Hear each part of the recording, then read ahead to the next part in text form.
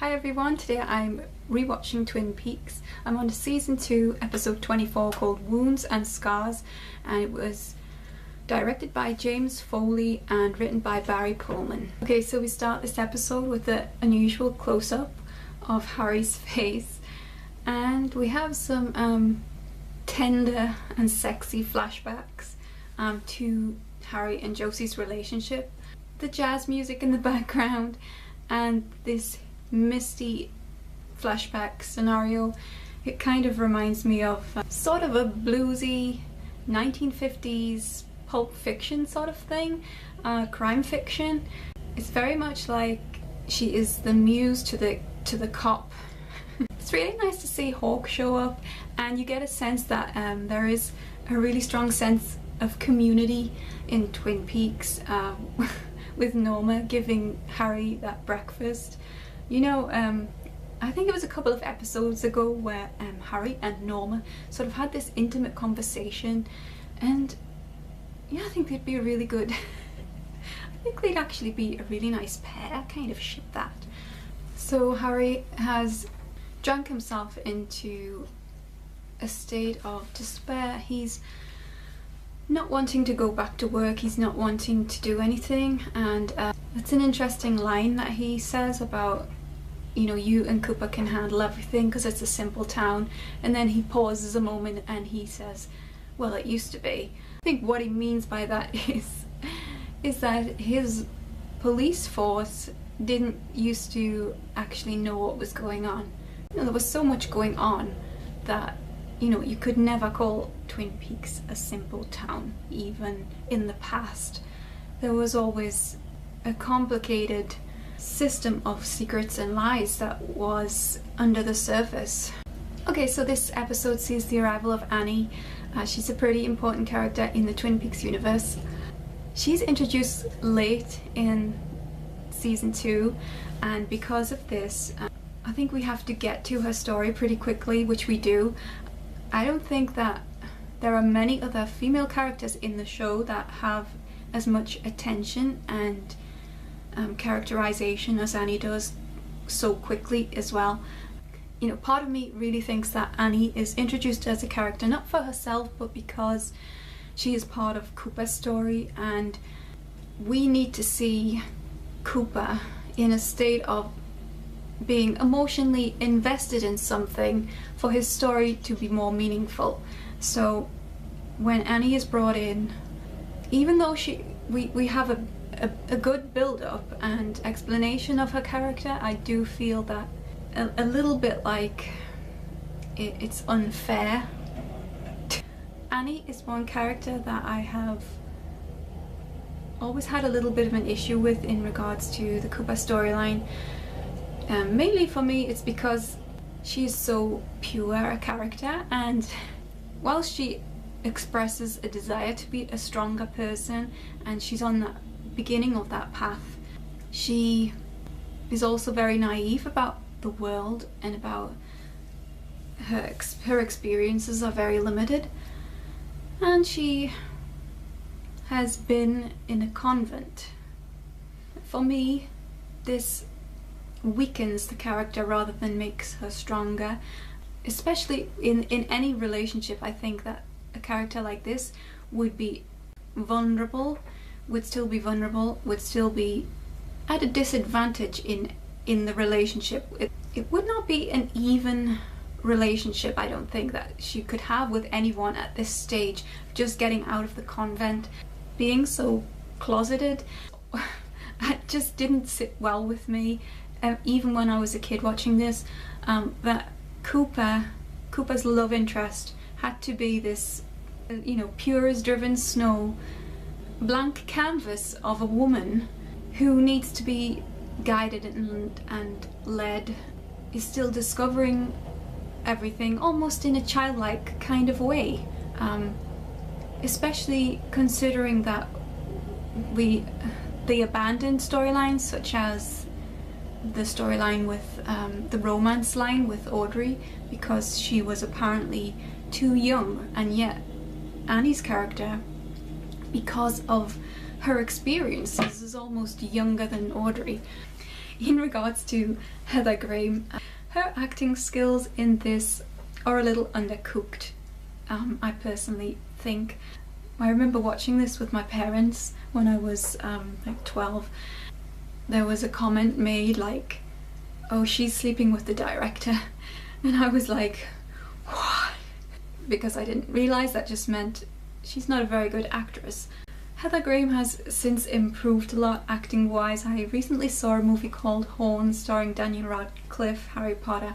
She actually played a waitress in that who was like Annie's opposite. It was very amusing to see her in the role and to see how much she changed in terms of her skills and the way she presents her work.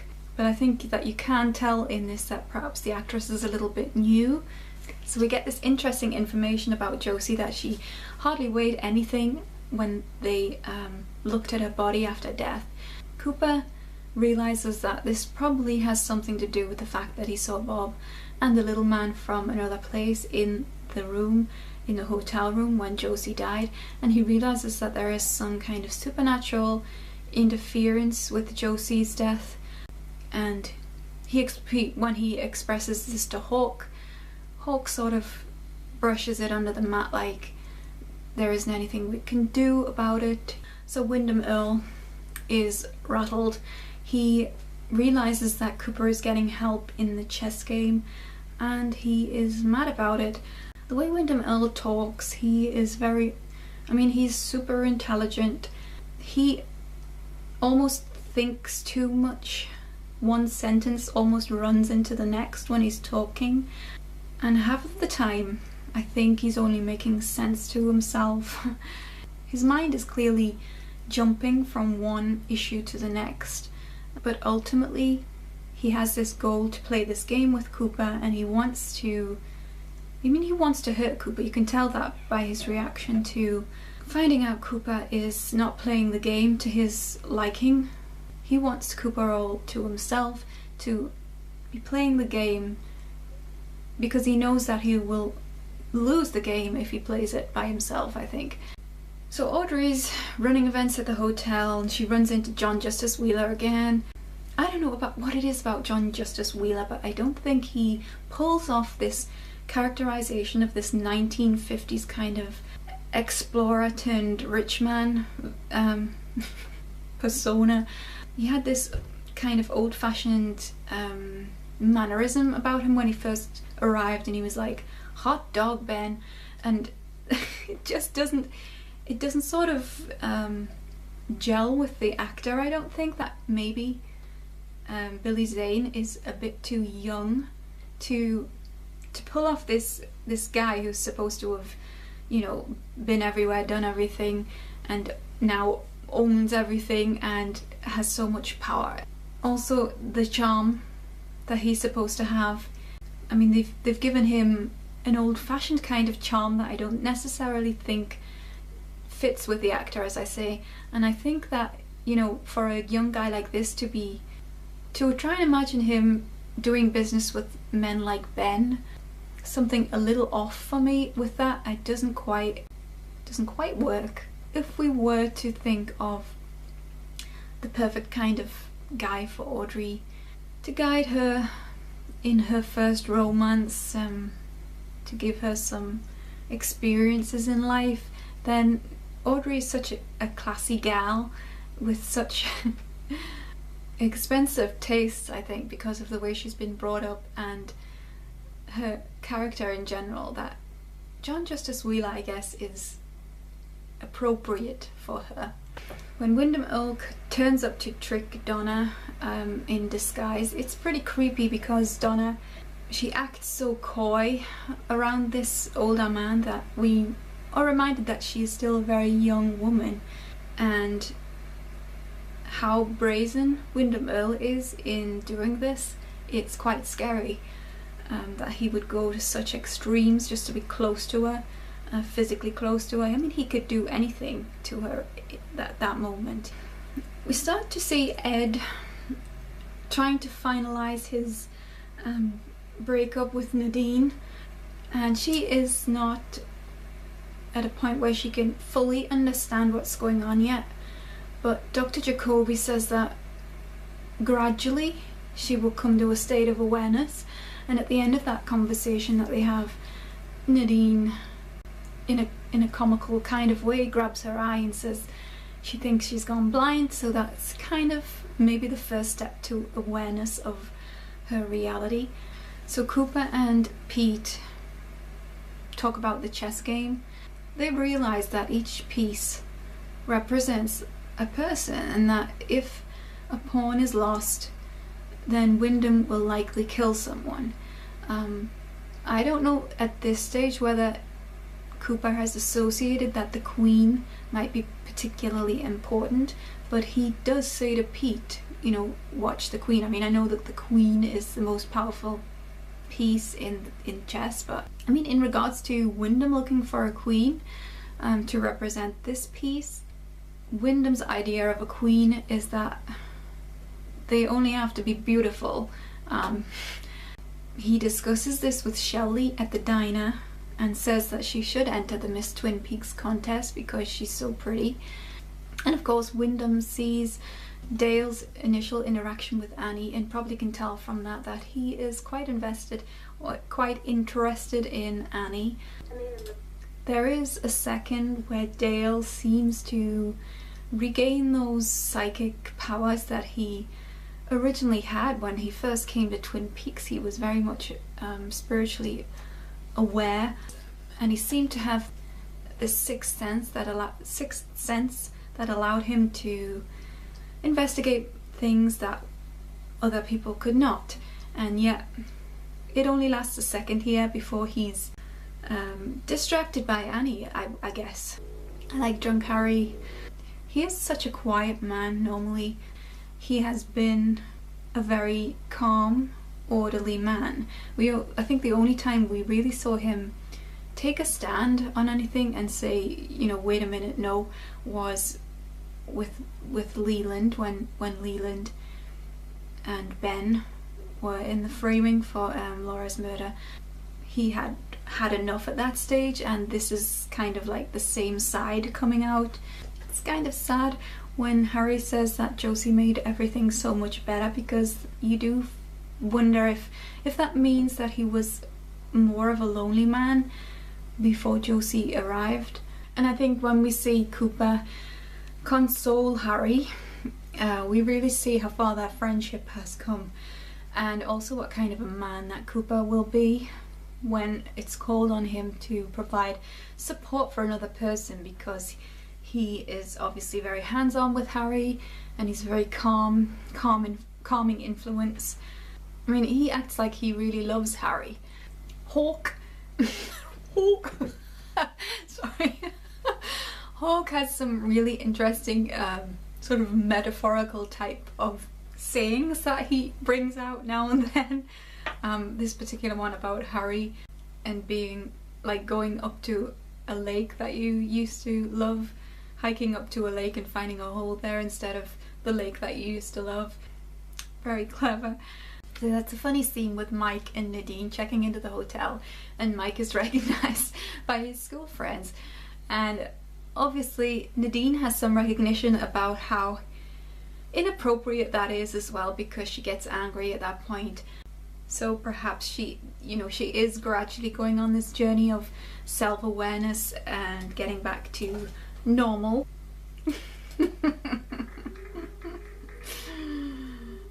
You know, we have a pretty quick turnaround in how Ben is compared to how insane he seemed when he was reenacting this war stuff. And this conversation with Catherine, he tries to point out that he's had an experience that has changed him as a person, and Catherine's not buying it, and neither am I.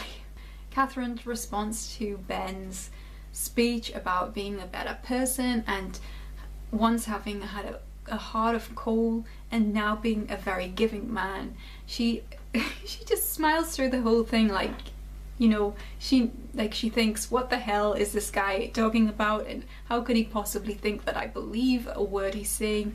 And then she comes towards the end of his speech and she says, you know, God help you because you actually sound like you believe it. I mean, it's a very convincing spiel, and maybe Ben does believe it himself, but to me, I still think that because he's having this conversation with Catherine, that he's actually looking for some platform of power, personal power.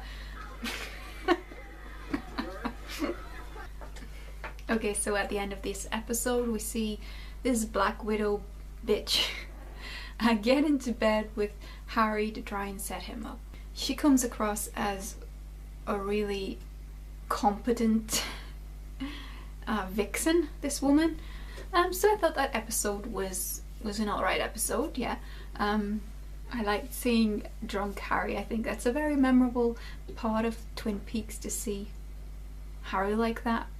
And for him to go on this journey, for us to explore his character a little bit deeper.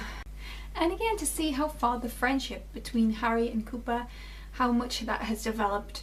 We hear from Hawke that they've been friends for a long time, but I think it's telling that Hawke says that he's never seen Harry like this before in all the time that he's known him, and Cooper is the one that is there to take the emotional brunt from Harry, to control that situation and to try and diffuse his temper and to even out that sense of despair that he feels. There is some interesting stuff with like the Log Lady and Major Briggs in that, with the tattoos and the symbols and what that means. We get a little bit more on that. I thought that Wyndham Earle was very menacing in this episode, whilst his first disguise when he goes to see Donna is quite creepy. You can see why Donna would be taken in by that, and then we see him as the biker. He does look ridiculous like that. I mean, it is ridiculous and it's silly, and it's like it is like a kid's sort of villain. I think Wyndham Earle's intentions, they gather speed pretty quickly. He seems to be putting his plans into action very rapidly, and he seems to know what the end game will already be. They're sending the poem to the three girls, mapping that out as if that is an inevitability, that he is going to end up with a beautiful woman as his queen. He's clearly planning very much in advance for this, and it already seems like no matter what the outcome of the chess game is, that Wyndham Earle feels like he's going to win regardless. So yeah, that was the episode, and I think there's a lot of interesting storylines going on to go on with.